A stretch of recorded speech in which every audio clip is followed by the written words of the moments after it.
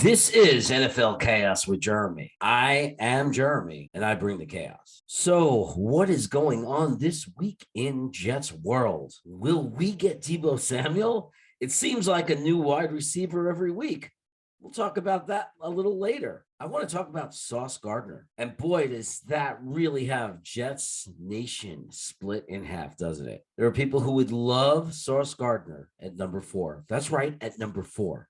Because realistically, he's not going to number 10. So if Sauce Gardner was going to end up being a New York Jet, it would have to happen at 4, or we'd have to trade down to 6 or 7. Now, that's not factual. There's a possibility he'll be there at 10. But if we really wanted him, you couldn't count on it.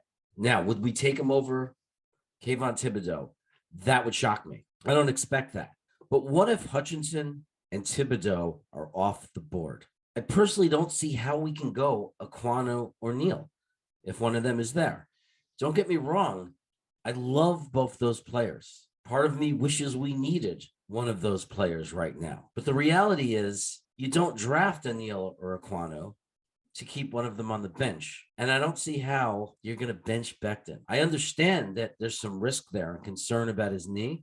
And I understand there are some people somehow went as far as to say he's going to be a bust. I don't see it. I see a guy who had an amazing rookie year. I see a guy who had a teammate get thrown like a rag doll onto his knee and injure his knee. I don't see Becton being a bust. I see Becton being an incredible offensive lineman.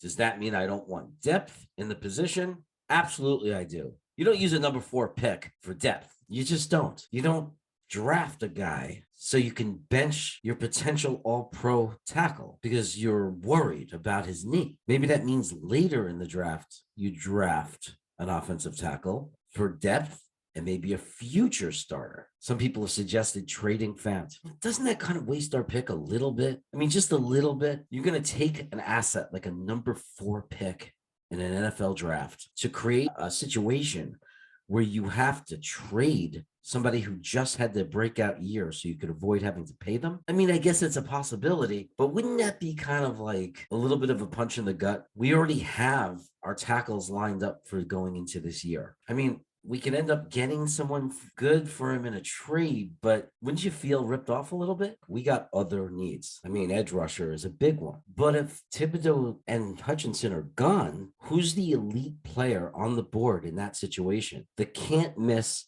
make any football team a better team with him on it? Now, some people might argue Hamilton, but here's the thing about Hamilton. Remember I said how, in all likelihood, Sauce Gardner is not going to be there at 10. Hamilton, especially after his 4.7 40, whether that's really a knock on him or not, doesn't really matter. The perception that he's a freak has definitely taken a little bit of a hit. And the reality is he can possibly drop down to 10.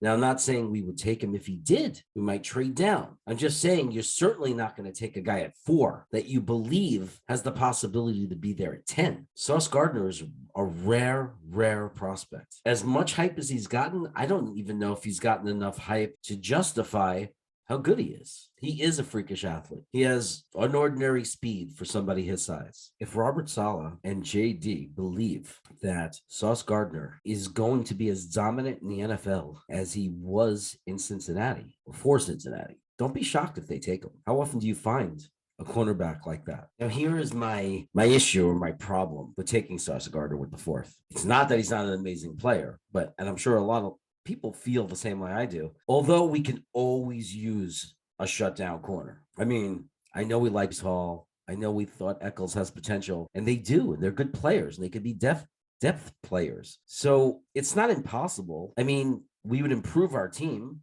I mean, imagine Sauce Gardner and Reed, and then and don't forget, we're not going to just play 2 guys. We rotate, we bring in different packages. Bryce Hall's still going to be on the field a lot. Eccles will get to be on the field. It's a pretty amazing secondary when you look at it from that perspective.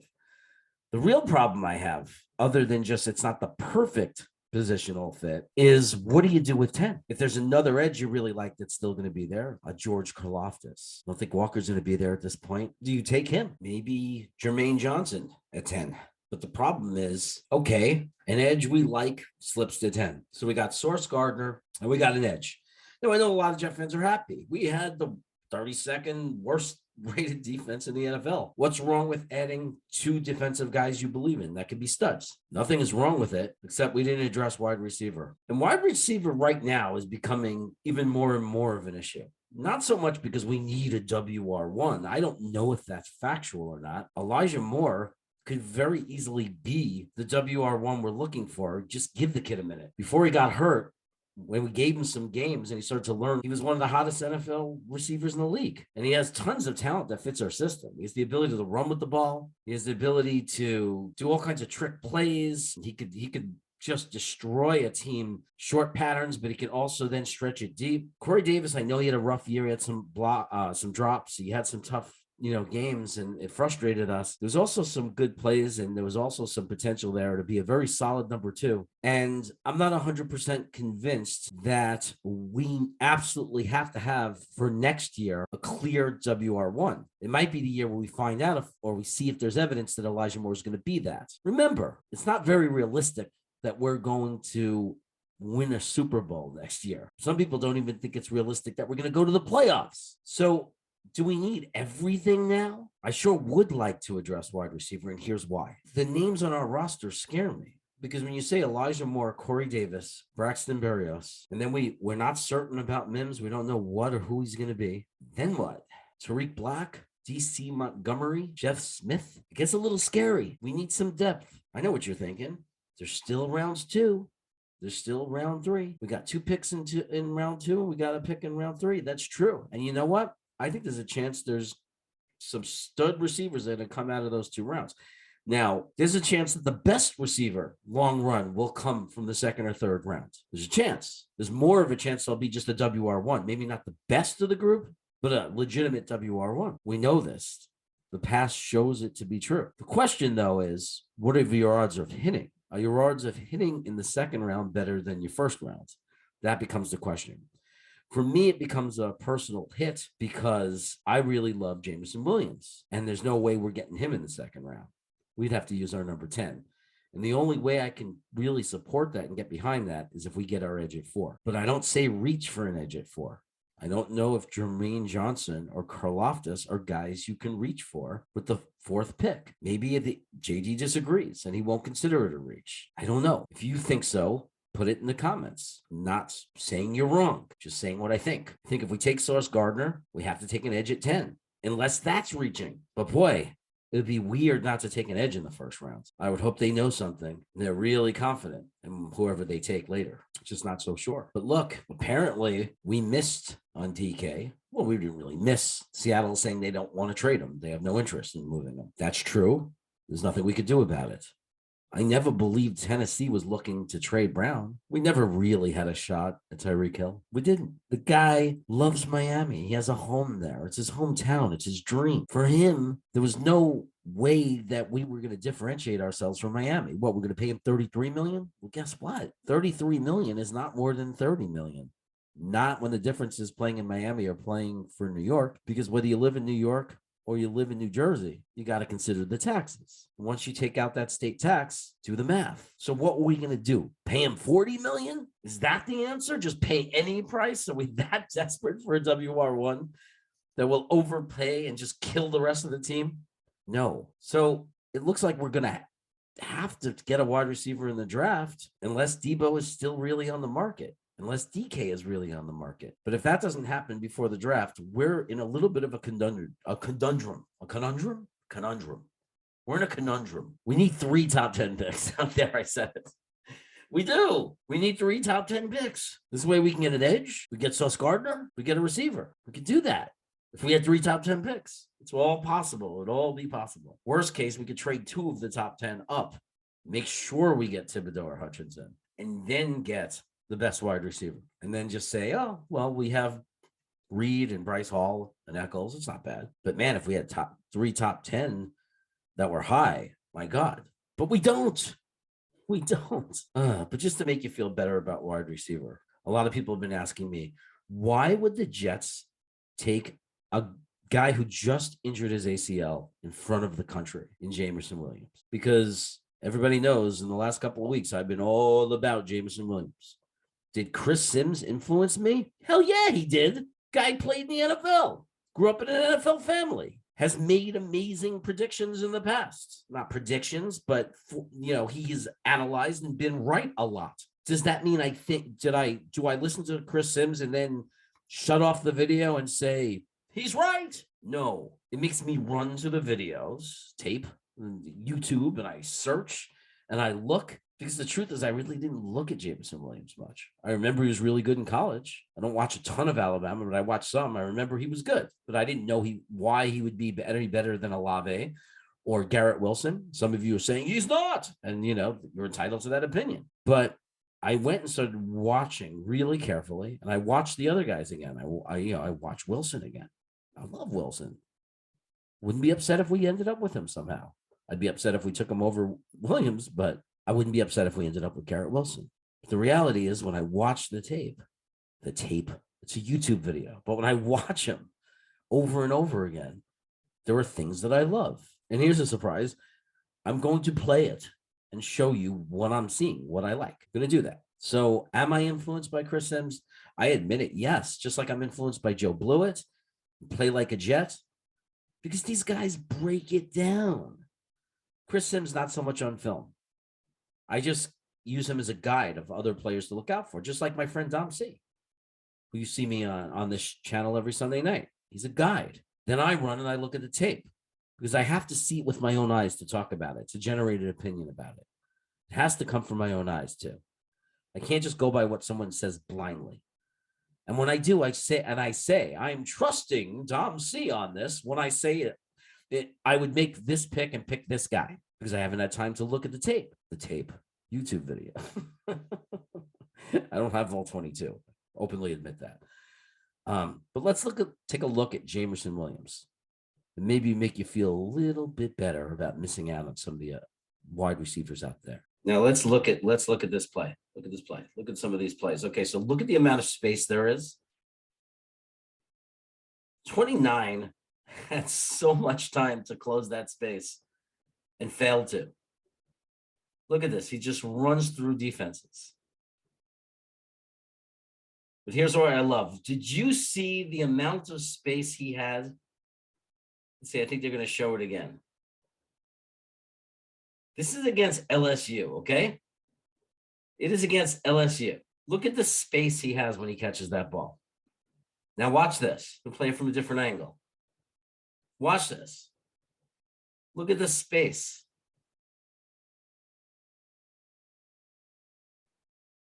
Two guys. He blew right through them. One guy at the line of scrimmage, the other, I guess, a safety, right through him.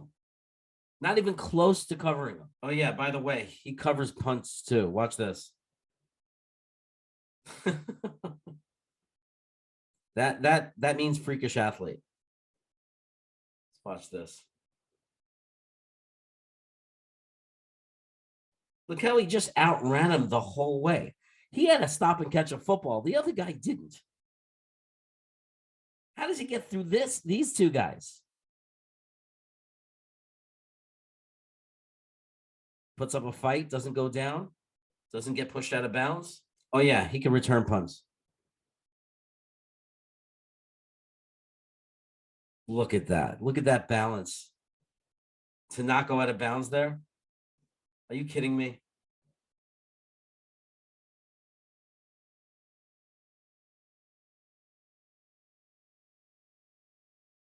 So, can he make contested catches?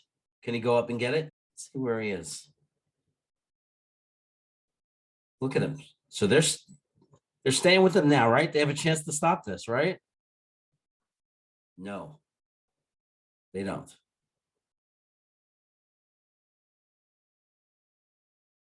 And guess what? You better get more than just a hand on the back of his jersey if you want to take this guy down. Did you notice how he catches the ball and he's able to catch the ball, he secures it, and how fast he's on to running for the yak? It's deceiving. It's deception. How fast he'll turn around, make his move, run his route, make the catch, and then spin to run with the ball to make yak. Look at that. I love that awareness, deflected off somebody else. That play was a penalty, so I don't know if it counted or not, but just amazing.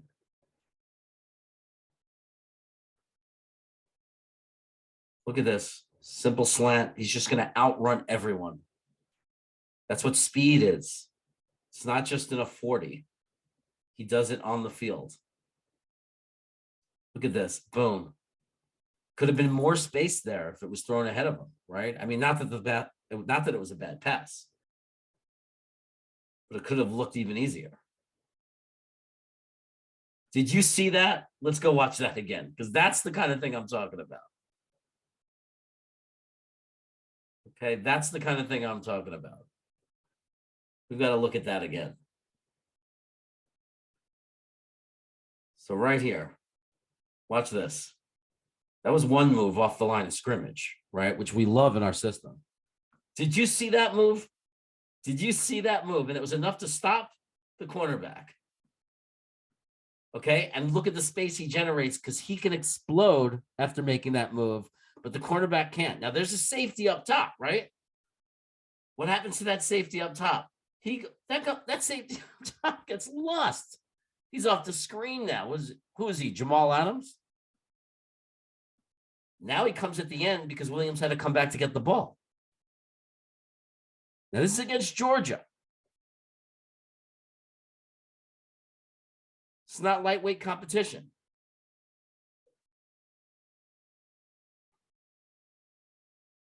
Look at that. He was waiting for the ball. He was already turned around, waiting for the ball to get there already. What's going to happen when it's an NFL quarterback? What's going to happen if it was Zach Wilson? Okay, little screen, little out, right? What can he do with it? What can he make out of it? What can he make out of it? Lots of yak with this guy. Look how fast. He makes his little first down sign, jumps back to run to the huddle. Here he is again. Man, he could be an all pro just in special teams.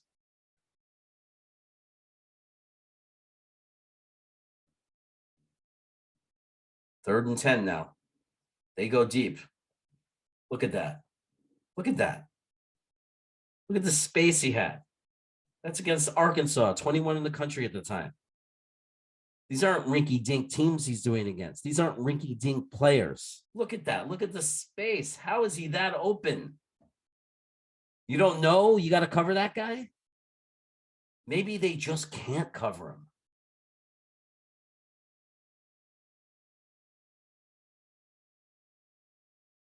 Look how fast he spins around to get that yak, to make sure he doesn't get tackled right away. Because it's never enough for this guy. I'm not making this stuff up. There's a reason I love this guy. And I've done more than that. I just wanted to show you. It's easier when you show it in the highlights. Play back a game. Play back that Georgia game. Okay. He didn't dominate every game he ever played. I watched a few games. There was a game where he battled Gardner and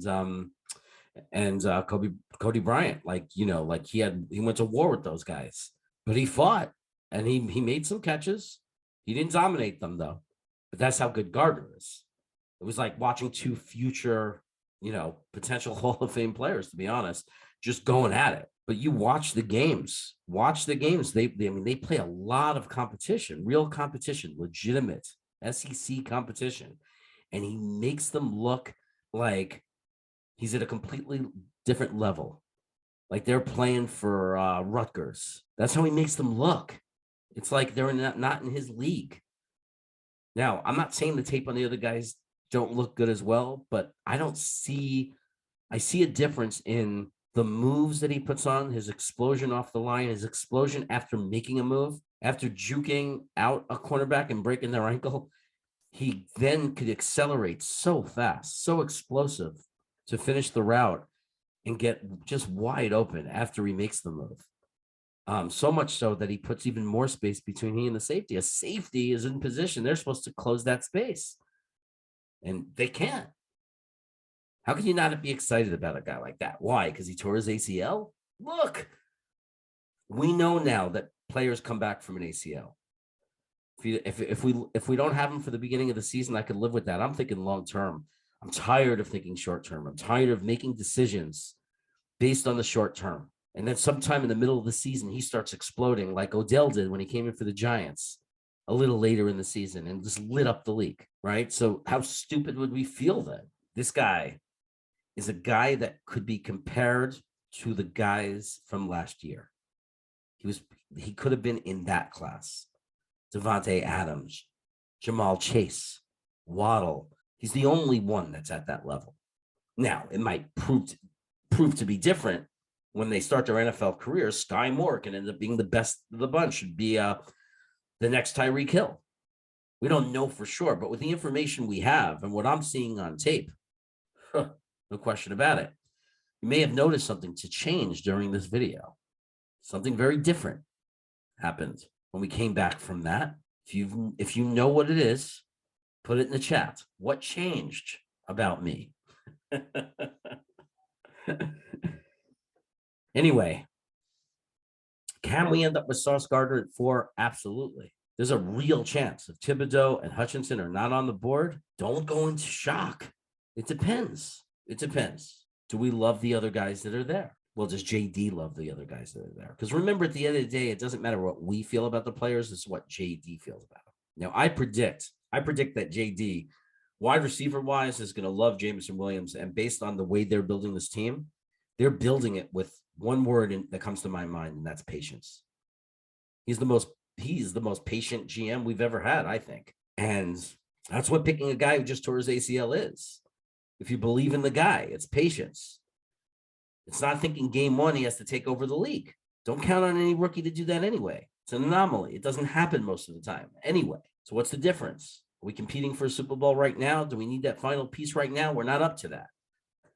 But how sweet it would be if he comes in, whenever he comes in, game 4, game 6, game 8, and he sparks and shines, and he's tearing up the league. Wouldn't that be something? Why do we keep finding, as Green Bean would say, why do we keep finding ways to talk ourselves out of things that are nice? When do we get to have something nice? Jameson Williams will be having our own Tyreek Hill. I know it's anybody's a nut job to predict that about any college player, right? Think about it. If you went back when Aaron Rodgers slipped back to the back of the first round and you said he's going to be one of the best quarterbacks ever, he's going to be a Hall of Famer. Oh, you're nuts. You're an idiot. Right? We can't compare anyone. But if I was going to say, who's the wide receiver I think coming out of this draft that can be epic, that can be a superstar, that we generated, that we picked and groomed, this is your guy. And the cornerback, I think he comes. Sauce Gardner is a legend already. That's why you could take him at 4, because he's a legend before his own time. He's going to be a shutdown corner in the NFL. I'm saying it. And if I'm wrong, I'm going to have to live with it forever. But it's not even that bold of a statement. Usually I worry about the cornerback position. I don't make predictions with the cornerback position. But he makes it so easy, doesn't he? Come on. I know it's not the positional need, but if we walked out of that day one with Sauce Gardner and Jameson Williams, if you're upset about that, it's going to look a little weird in a couple of years from now. That's all I'm going to say. Don't be upset by that. I want the edge too. Personally, I'm a Thibodeau Williams guy. That's my perfect first round if we don't trade out that second pick, that 10th pick, I mean, which is our second pick.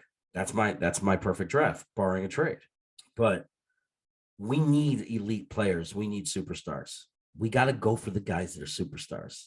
Hopefully they fill positions of need. If it's not the perfect fill, then we have to live with that. Now, some of you might be saying, yeah, but then why not take a Kwanu and Neal? Because I believe that although they are going to be great players, we have great players in those positions.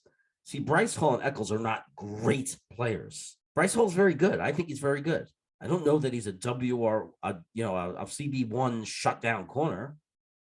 I think he's really good and has the potential to be maybe, arguably, but he might not. He might just be a really good CB2, right? We don't know. So we have Becton, who played like an elite player. We have Fant, who was amazing at what he was doing last year. Look at what he did last year. We're set. We have AVT and Tomlinson. So, I mean, I guess position does matter. but we don't have it at cornerback. And even though we need a wide receiver and an edge more than cornerback, we're not so rich at cornerback that we pass up on the next Darrelle Revis if that's what he's going to be. And think about it. What if it was Darrelle Revis guaranteed? What if it was, this is going to be, you look into the future, Darrelle Revis, just as good, if not better. You're not going to take him? So if JD believes without question in his mind that this is the next Revis, how can we question him if he takes them? I don't know. Put it in the comments. Yell at me, hate me, I don't know. But remember, I'm just a guy with an opinion. So don't hate me. Just respect the fact that I'm being honest about it, that I have an opinion. I'm willing to put it out there. And I love to hear yours.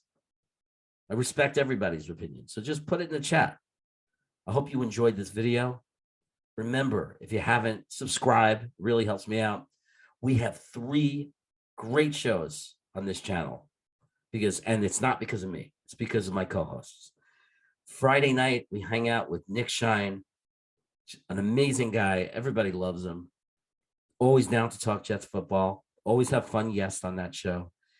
On Sunday nights, we do player analysis with Dom C, who, believe me, people are going to be talking about him like they talk about Joe Blewett and they talk about Luke. He's amazing. He goes deep, deep into the draft to find guys. Really deep. He can go, way into the different positions. It's really awesome. And you'll love hearing him, seeing what he's got to say on Sunday night. And then on Wacky Wednesday, the Wacky Wednesday show, my, anchor show. I have Watu-K, AKA Adam. He's also part of Green Beans channel. He's one of the Green Beans pods, like me, like myself.